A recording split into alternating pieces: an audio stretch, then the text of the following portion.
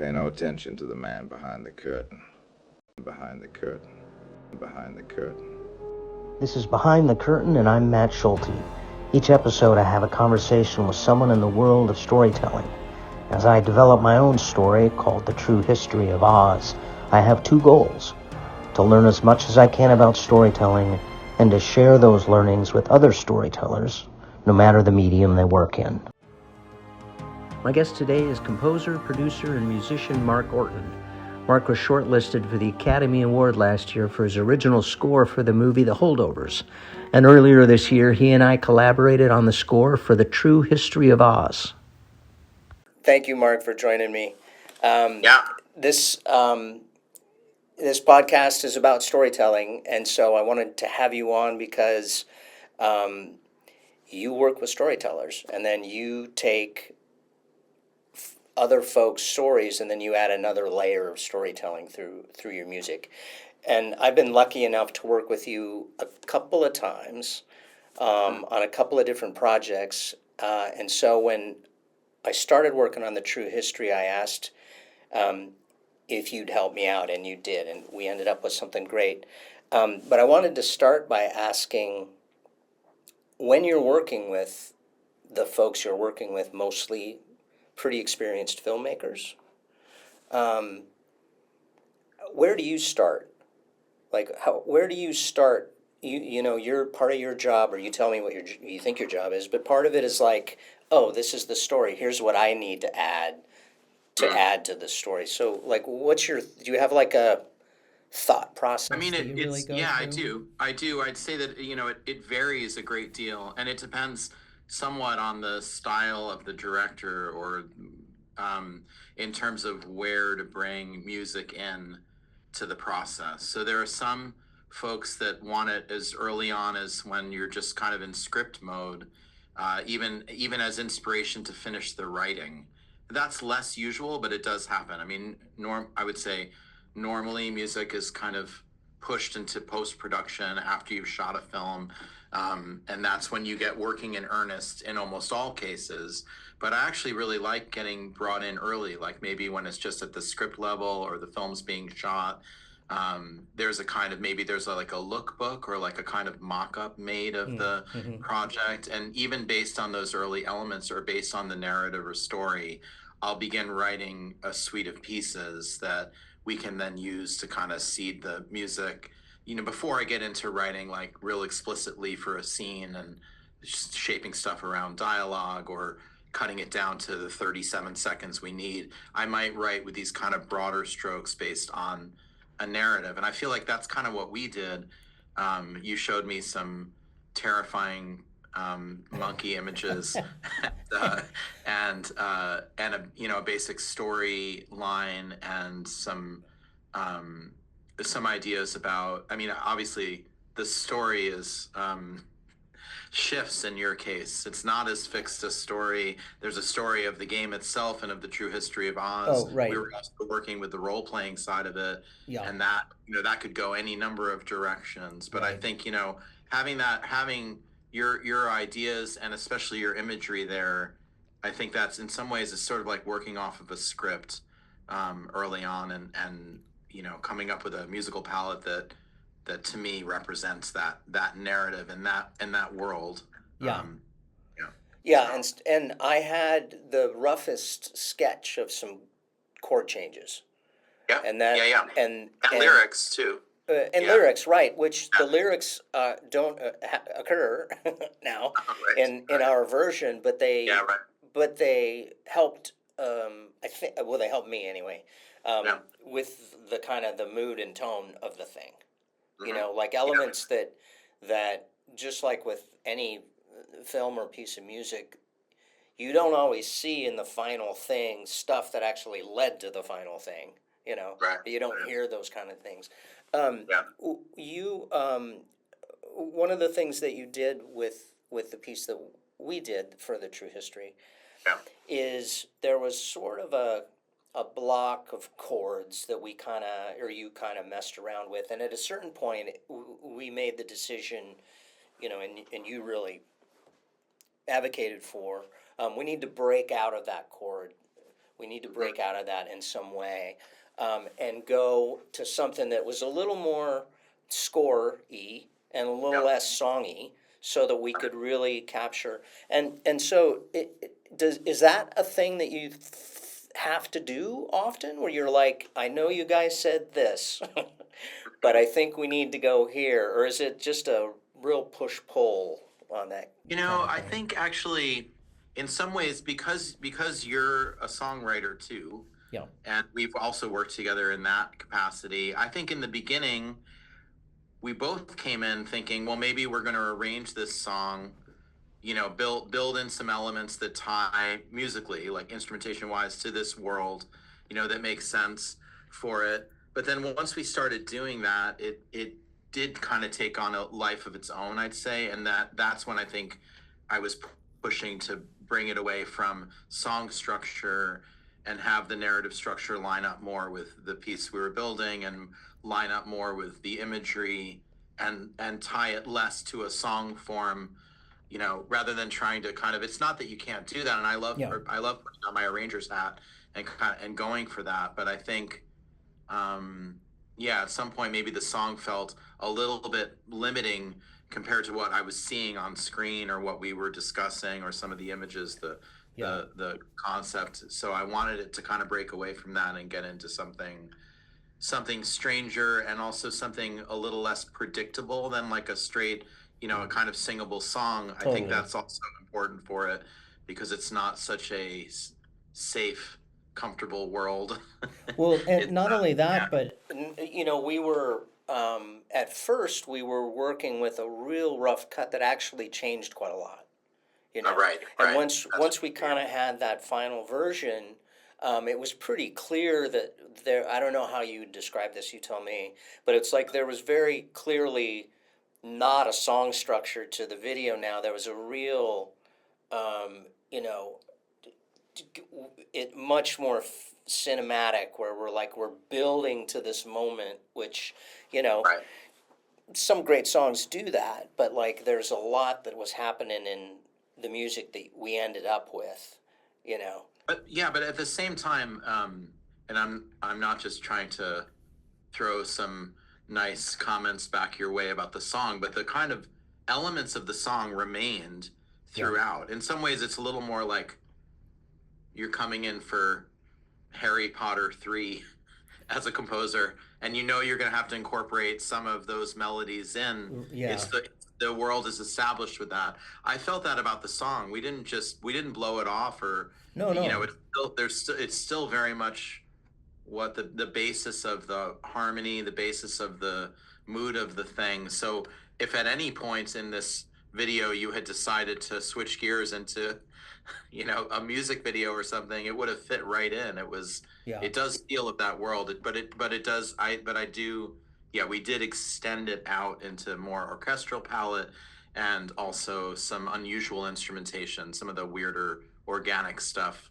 Yeah, and was that kind of just thinking back to when we were sort of not in the weeds, but we were like in the thick of it, trying to make some decisions.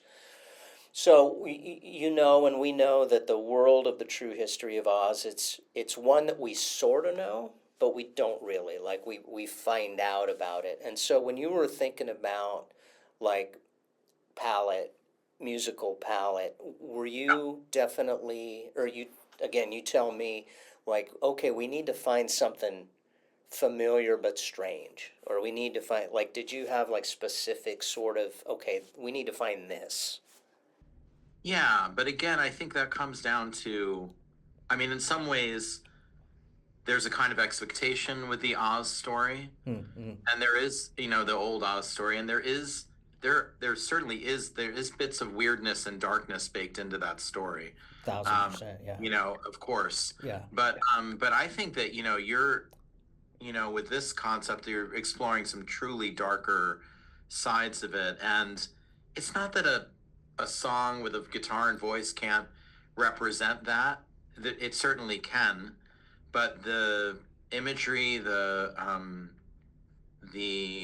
some of the narration that's in it, really it just felt like something broader, something bigger Yeah. than just like a simpler song. And I think also the way it's shot, the way it's um, the way the color is, I don't know, there are things that just occur to me as a composer um, immediately, that because there's, there are fantastical elements to it. Yeah. And so there are things that immediately occur where I want to do something similar musically. I don't want to just stick with, a piano and strings, a simple instrumentation, while then both the narrative and the visuals are exploding out into something Pretty big. that's, Yeah. pretty big and pretty, Yeah. and also darker, and Yeah. it can turn surreal. And plus it's fun on my end to mess around with, all these. I get the chance to bow my water phones and Right. vibraphones and Yeah, play my old that is broken auto harps and all that. So one of the things that probably gets you hired sometimes, is that you can, you've got a very formal understanding of strong chin. That's what it is. You really. got a strong chin. Yeah, not as strong as mine, pal. But you in addition to that very, I don't want to say academic, but like all the things one should know as a score writer. You've also got this lots of different kinds of instrumentations, some of which is very unique to you personally. Yeah. What are talk a little bit about that, like how you think about introducing that to stuff, or to Yeah. other kinds of projects. Yeah, it's funny. I've actually had kind of the reverse of a lot of composers that way, who, and it has a lot to do with the band that I used to have, Tin Hat Trio. Yeah. Because I did have this orchestral background with a conductor father, and I went to conservatories and all that. But then I actually kind of like cut my teeth, or the first half of my career was based on this group that, while it was a kind of chamber ensemble of violin, guitar, and accordion, we got into a lot of weird extended technique, and also a lot of kind of found and built instruments, old things sold door to door in the late 1800s that we would buy up and alter. We would prepare the guitar and the violin, putting bolts and chains on the piano, or silly putty. Likewise with the guitar, threading weird bits of wire through the strings, just looking for any way to kind of like take these sounds that you're used to, and sure, exploring those classic sounds of those instruments, but exploding them out. And that aesthetic in general, it does actually come from something more academic. It's just avant-garde academic, and that's what we were all really into. Right. Yeah. And so then that band actually, like, it was getting licensed into film, into radio and podcast too, a lot. And that's kind of how I began my career. The funny thing is that association was a kind of, what could I say, it was like a kind of golden handcuff for me, where I couldn't escape it. And it was, everything had to have some accordion or some weird ebow dobro or whatever, and I actually was like, wait a second, I write orchestral music too. I actually really love doing that. I love writing solo piano pieces. Anyway, so yeah, now I'm many years on in my career, and I kind of do both, but I'd say that, yeah, it's something I'm interested in. Also, just there's a visceral quality. So much of the music composing world, not to go off in total tangent, but so much of it is in the box. So much of it is digital, sampled, or pre-recorded instruments, and the same kinds of sounds coming out of everyone. So I'm always looking for a way to build some performative stuff into it, whether it's me personally performing or bringing some players in that can do that. And the players that I'm interested in working with are players that they're very comfortable playing on the page. They probably have some conservatory training, but they're also comfortable improvising, playing off the page, and especially playing extended technique kind of stuff that really comes out of the avant-garde classical world. Right. That doesn't mean that I'm writing super dissonant, atonal music for it. It could be very tuneful, but we're still exploring how far we can kind of explode out the sound of these instruments. So yeah, one of the, like, talking about, like, preparing the instruments for, explain what that is for folks who don't know, because it sounds like, oh, you're preparing that, but it's an actual thing. That's an actual technique? Yeah. Well, probably made famous first by, not that people didn't experiment with it all along, but John Cage, Yeah. The composer, is credited, I guess, with his prepared pianos. There are other people like Henry Cowell and some other composers that Right. messed around inside the piano too. So with a prepared piano, you're using, sometimes they're like set screws or little bolts, or they can be chains, or you got like chains of ball bearings, all kinds of different stuff. You're putting them actually on the strings, and you're doing it at different. You can be very specific. You can be general with it. Throw some chains down, and there's a jangly piano for you. When you dig in, it stops sounding like a piano, starts sounding like some kind of strange percussion orchestra. But you can be very specific with it. You can put it perfectly in the middle of a string, the way you would play a harmonic on a guitar, and split it in half and build an octave piano by just putting it in the right spot on the string. Yeah. You can mute the piano with, we use silly putty a lot because doesn't hurt the strings. But there are other things you can use too, just pieces of felt. It's just ways of kind of like, you have a piano, and piano sound is great, but how else can we, what else can we build from this? Yeah. And with all of those different sounds, a piece of metal on a string versus a piece of wood versus some wire versus felt versus silly putty, those are all different sounds too. And so if you spend some time, you can really build this crazy percussion orchestra with 1,000 different sounds coming out of your piano suddenly. Yeah. So, Yeah. and you can use similar things to other instruments as well. Right. So similar with guitar, and yeah. Do you when you're working with the filmmakers, do they ever come?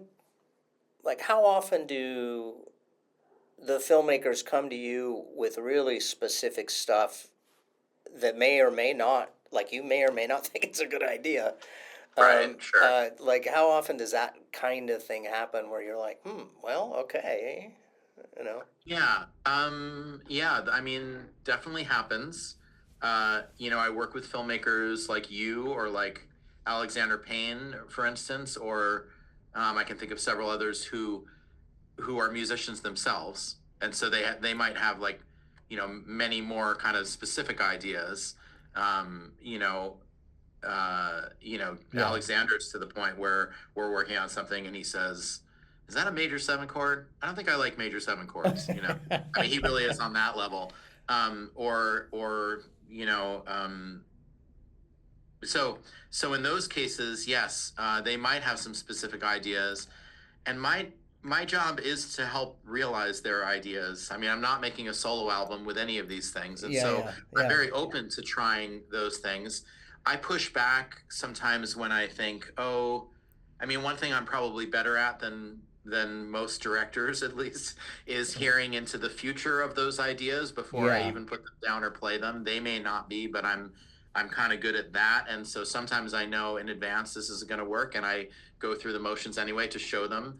Not in any as quickly as you way. can. Yeah, as quickly as I can. Yeah. Spend as little time as possible. Yeah. But there's also times where I've been surprised by it, or some great ideas have come that way. It's a collaborative process. I mean, For sure. Yeah. as much as composers are off in their little dungeons and working, it's still ultimately a very collaborative process, and I like that side of it.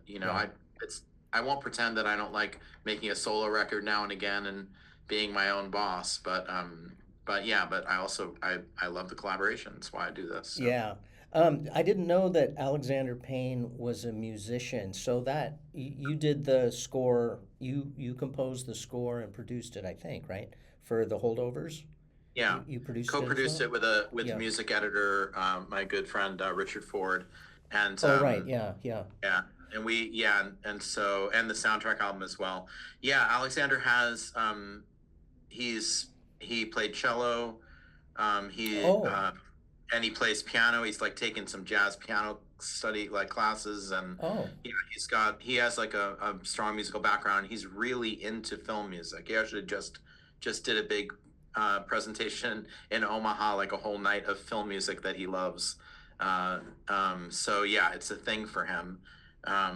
And he is one where I'll get involved early and start writing a suite of pieces even before, even before maybe the picture's getting edited at that point. Was with the Holdovers, I know that you were in early. Were you?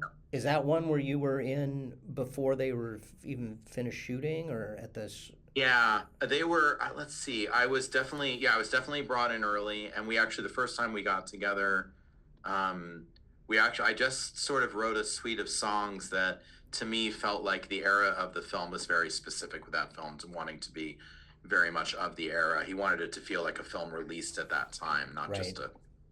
And so the first thing I did was go after a bunch of, still with my own personality, but writing songs that felt like they could have been released similarly in like 1970. Yeah.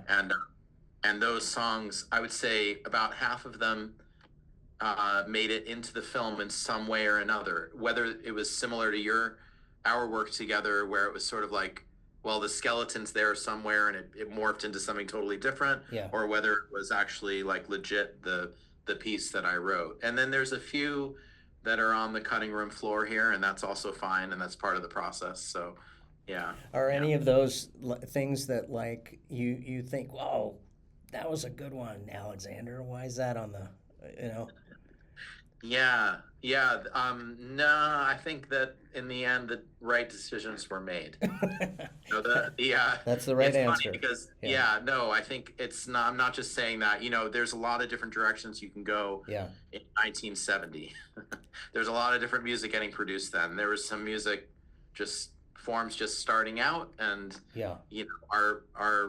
Our joke was when it got into a certain 70s emotional thing, he would say, "You're cruising for a gruisin', Dave Grusin."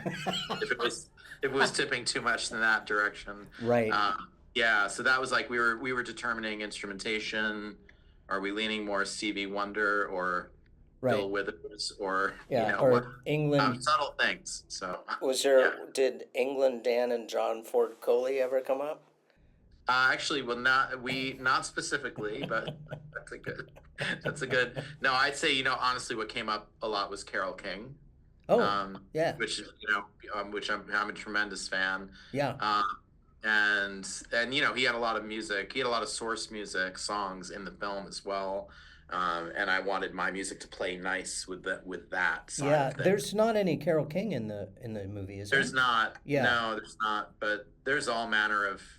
Yeah, there's a Jim lot of different stuff. I haven't Buzz. heard you bring up Carole King in Yeah. relation to that, but I totally see that. Even maybe especially the kind of production of her Yeah. biggest albums that has very Yeah. much just sort of quintessential early 70s production techniques. I got Tapestry on LP like right when we started talking about it. Yeah. I don't know what had happened to my copy. I had it sometime years ago, but I got it again. So Yeah. Anyway. Are you anything that you can talk about that you're working on right now that you're excited about or finishing up? Well, let's see. I finished a film recently, a real steamy kind of romance thing a drama called On Swift Horses, and that one, Right. Sony Classics bought that up, and it's going to be coming out early next year. Who's that? That's just so we can remember. Jacob Elordi Right. and oh God, Jacob Elordi. Yeah, Daisy Edgar Jones. that's right. There's a bunch of great folks in it, and Yeah. it's an interesting film. It's a great book too, and they did a good job with adapting it, the screenplay. Right. So anyway, that was a fun one. Actually, another somewhat of a period piece, some 50s kind of stuff, and then some orchestral stuff taking place in the kind of post-war early 50s. So yeah. And then what else? You got one other thing? I've got several other things. Usually when I'm doing this, I'm so tired that I have to go to my own IMDb page to remember what I'm working on. But no, I just finished up another an Allison Janney film. That one's going to be doing a festival run in the spring, and it's called Miss You, Love You. That was a really fun project to work on. Well, almost like a theater piece, and beautifully written by Jim Rash. And then what else? Let's see.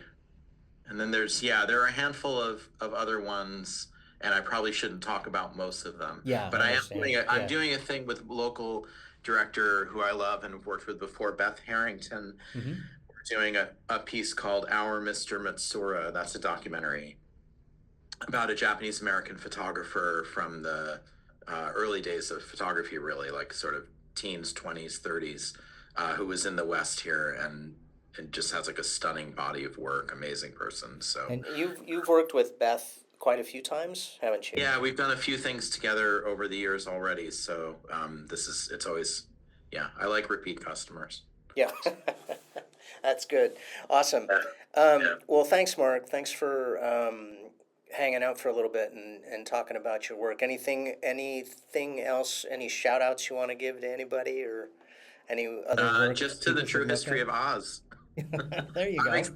I'm excited for this. So it's it's beautiful. It's chilling, and those monkeys haunt my nightmares. So it is. That was the goal. That was the goal. Yeah.